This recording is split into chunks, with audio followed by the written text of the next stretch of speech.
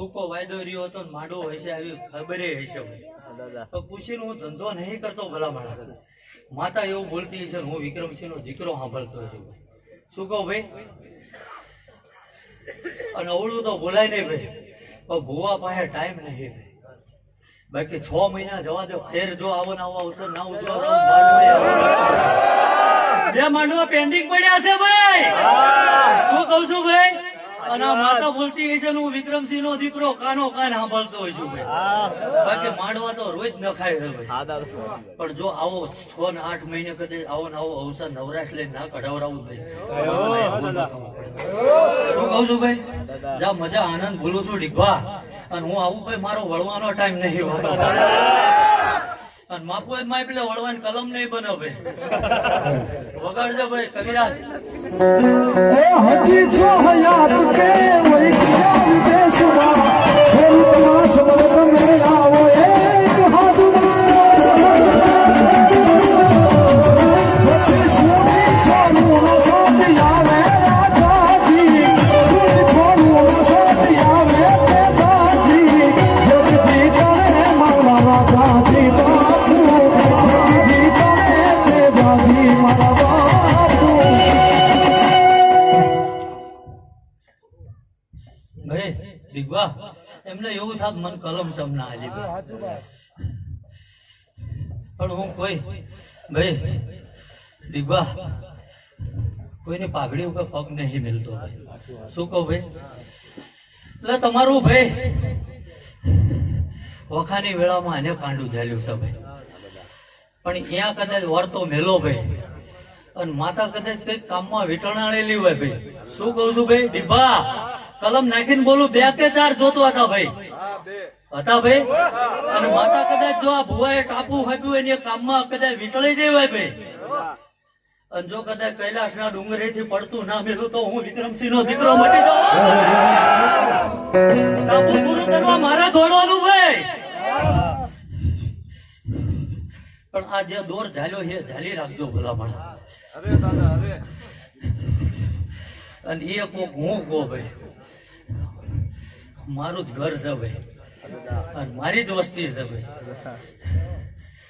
અને મારી જ પુનઈ નો પ્રભુ બેઠો છે ભાઈ શું કહું ભાઈ એટલે જે ડીભા એ કરીને જાય તમારે મારે જે થશે ને ભાઈ પણ પેલા કીધું તું આજે કહું છું ભાઈ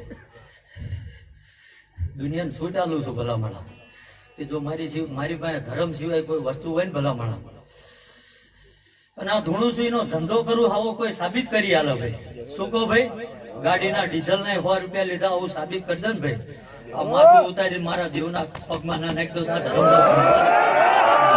આ મરદ નો ધર્મ શું હો ભાઈ રાકાનું કામ નહીં ભલામણ અને ઝાલા 5 વર્ષ જે બોલ્યો તે પૂરું કરી આલ્યું ભલામણ 2 વર્ષ કદાચ મારા સાઈડે થાક ખાઈ લો ભાઈ ગાડીઓની જો લાઈન ના લગાડ દો તો હું વિક્રમસિંહ નો દીકરો મટી જાઉં જે બોલું છું એ બનાવી આલું છું ડીપા આ દીવો કદાચ અનાનો થઈ ગયો ભાઈ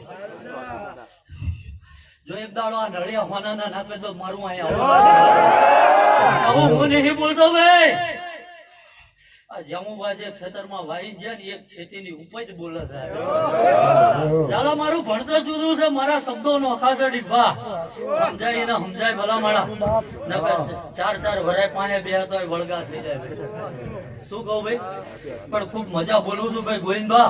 જેવ જેવ વગાડજો, હજુ તો મારે ઘણું કહેવાનું બાકી છે. હે ગણધી ગણે દેના માથા મહાને દેવા ગણધી ગણે દેના માથા મહાને દેના મોરિયા ફેરને બુધાવું ગોયા મારે ઠાકોરજી ગોયા મારે ઠાકોરજી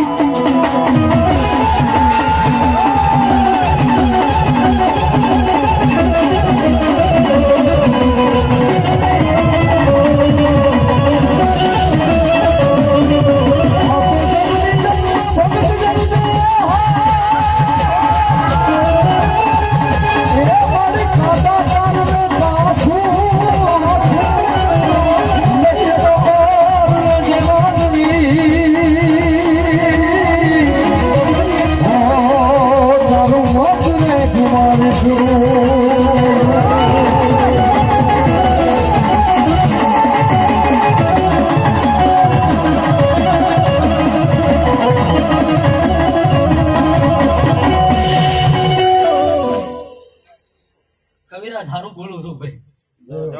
જરા વધુ તો કહેતો નહીં ભાઈ. અંધારો કોઈને હાલતો નહીં ભાઈ. શું કહું છું ભાઈ?